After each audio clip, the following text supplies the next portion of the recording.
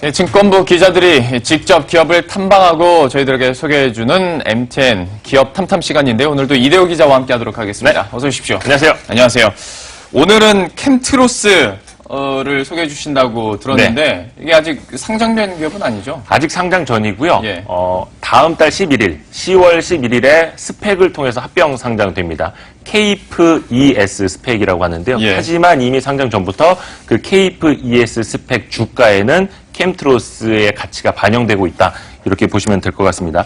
그 합병 상장 소식 그리고 거래소 예비 심사를 통과했다라는 소식이 전해진 뒤에 네. 2,000원대이던 주가가 한때 10,000원을 넘기도 했습니다. 5배 가까이 급등하기도 했었습니다. 예.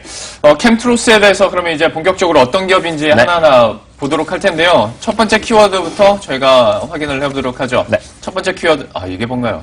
감기약부터 스마트폰까지. 이게 뭔 회사입니까? 일단 캠트로스는 그 화학 소재 네. 기업이거든요. 근데 웬만한 기업들이 의약품 원료를 만들면 의약품 원료, 예. 아니면 IT 소재면 IT 소재 이렇게 나눠서 좀 만드는데 이 회사는 의약품 원료랑 IT 소재를 다 하는 아주 특이한 사업 구조를 갖고 있습니다. 네. 우선 보면 뭐 감기약이나 진통제, 고혈압 치료제, 뭐 카페인 등 이런 원료 의약품을 만들고 있습니다. 뭐 최근에는 짜먹는 감기약이라는 것도 뭐 제약사를 통해서 나와서 네. 그 감기약 관련 그 원료 매출도 상당히 좀 많이 는 걸 볼 수가 있었고요. 신약 등에 들어가는 의약 중간체도 생산을 하고 있고, 그런데 이게 상당히 좀 어렵습니다. 원료 의약품 이게 어떻게 만드는 거지? 재료명도 상당히 어렵고 해서 그럼요. 아까 잠깐 나오긴 했습니다.만 그 설비 앞에 직접 가서 네. 이동훈 대표에게 이게 어떤 과정을 통해서 만들어지는 건지 직접 좀 설명을 해달라고 했거든요. 네. 한번 직접 들어보시죠.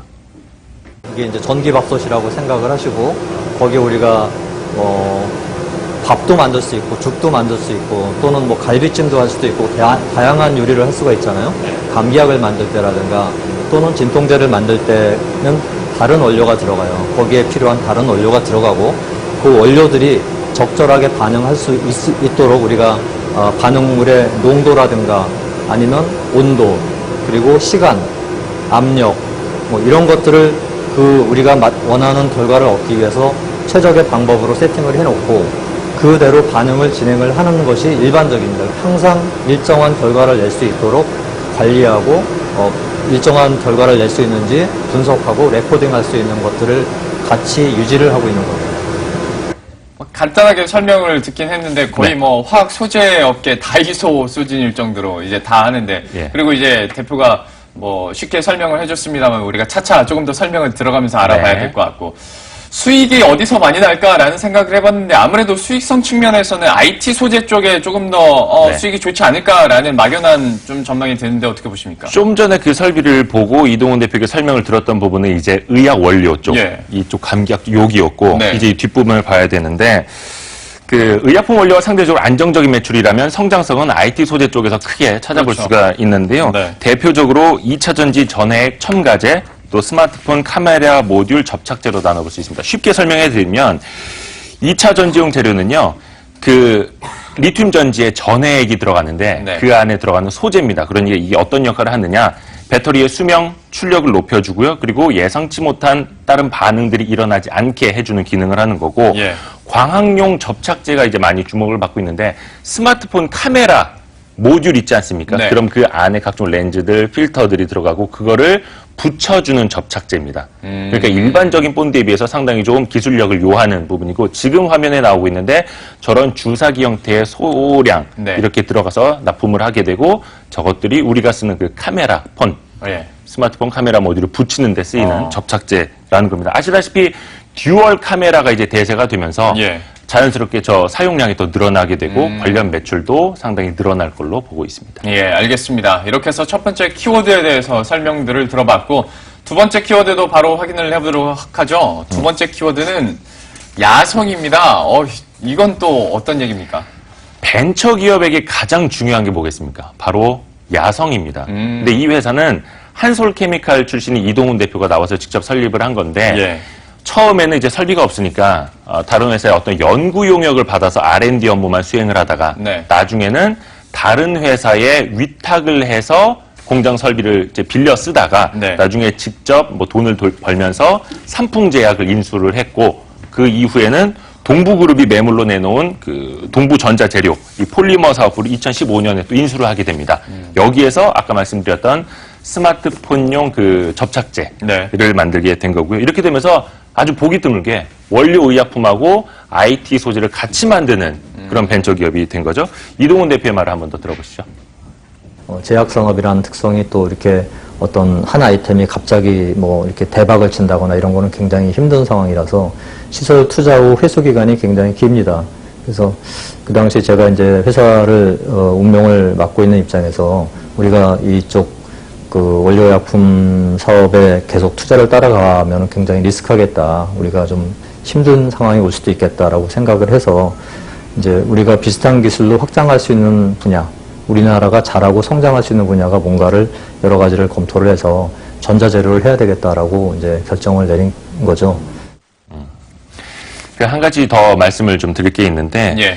지난 2014년 말에 그 충북 진천에다 공장 부지를 하나 매입을 해놨어요. 근데 네. 이제 동부전자재료 쪽 사업을 인수하면서 좀 늦어지기는 했는데 올해 하반기에 착공을 하고 내년 상반기에 완공을 할 계획입니다. 여기가 기존 1, 2공장을 합친 거 거의 한 2배 가까운 부지 규모인데 여기에서 무슨 일을 하게 될지는 잠시 후에 잠깐 말씀드릴게요. 예, 잠시 후에 잠깐 말씀 네, 네. 아껴두시는 건가요? 알겠습니다. 캠트로스에 대한 성장성에 대해서도 그럼 한번 얘기를 해봐야 될 것 같아요. 좀 탐방을 직접 다녀왔으니까 이 부분에 대해서 좀 어떻게 보셨습니까? 아직 상장 전이고요.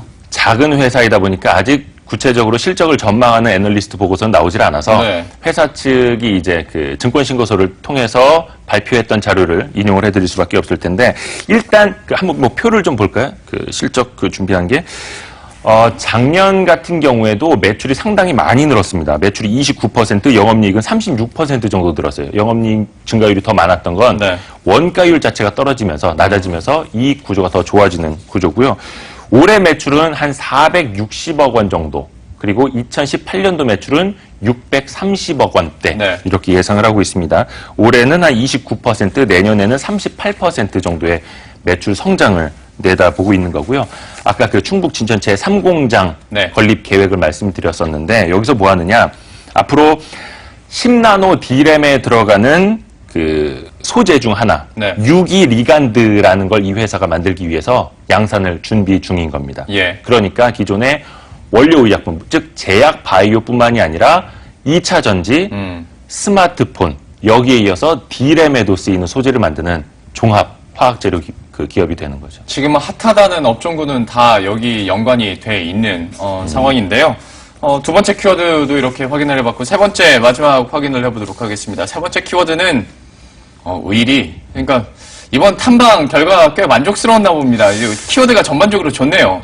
일단 왜 의리라고 뽑아놨느냐. 이 회사가 일단은 조금 자금은 있는 상황이기 때문에 당장 예. 상장이 급했던 건 아닙니다. 네. 하지만 그 상장 전에 벤처 캐피탈들의 투자를 좀 받았어요. 그게 네. 한 39%대 거의 40% 가까이 되는데 그들의 차익 실현도 필요하지 않습니까? 그래서 좀 스펙 상장을 좀 서둘렀던 측면이 있고 어떻게 보면 이제 좀 투자자들에 대한 의리를 지켜줬다 이렇게 볼 수 있는 건데 네. 시장 측면에서 반대로 생각해 보면 보호 예수 기간이 1개월에서 한 6개월 정도밖에 되질 않아요. 네. 그래서 상장 이후에 차익 매물이 될 수 있다라는 것도 분명히 좀 염두에 두셔야겠고요. 그리고 상대적으로 소형 증권사인 케이프 투자증권하고 손잡고 일을 진행하거든요. 네. 그리고 스펙을 합병하는 것도 보면 자본금 30억 원짜리 상대적으로 아주 작은 스펙입니다. 그러니까 이 회사 입장에서 보면 합병으로 유입되는 자본금 효과가 크질 않은 거죠. 근데 네. 왜 굳이 여기랑 손잡았느냐? 아무래도 당시에 벤처 캐피탈들은 좀 유치해준 곳이 케이프 투자증권이다 보니까 그 의리를 끝까지 지키기 위해서 함께한다라는 네. 설명이었고요.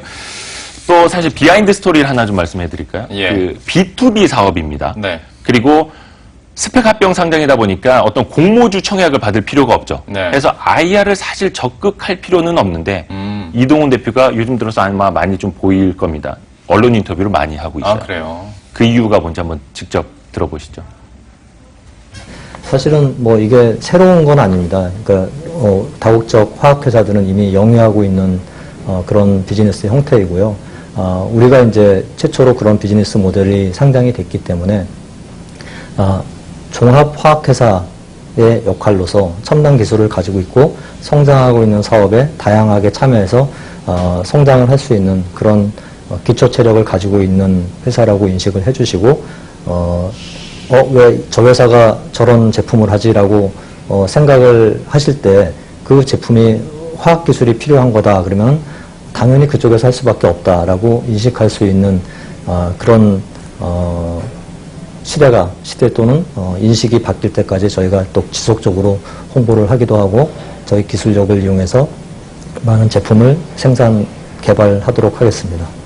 실제로 얘기를 해주신 것처럼 켄트로스 같은 경우에는 기업 공개를 좀 적극적으로 하는 편이고 인터뷰도 요즘에 많이 한다고 얘기를 해주셨는데 사실 기업 대표들은 상장 직전에 인터뷰를 또 많이 하죠. 네. 그 이유가 중요합니다. 사실. 예, 얘기를 해주신 것처럼 다음 달 11일에 이제 코스닥 시장에 상장을 하게 되는데요. 그 전날에 저희 머니투데이 방송에서 켄트로스 이제 대표가 직접 출연을 해서 또 이야기를 한다고 하니까요. 이 분야에 대해서 그리고 기업에 대해서 관심이 있으시다면 한번 그날도 함께 참고해 보시면 좋을 것 같습니다. 지금까지 이대우 기자와 함께했습니다. 고맙습니다. 네.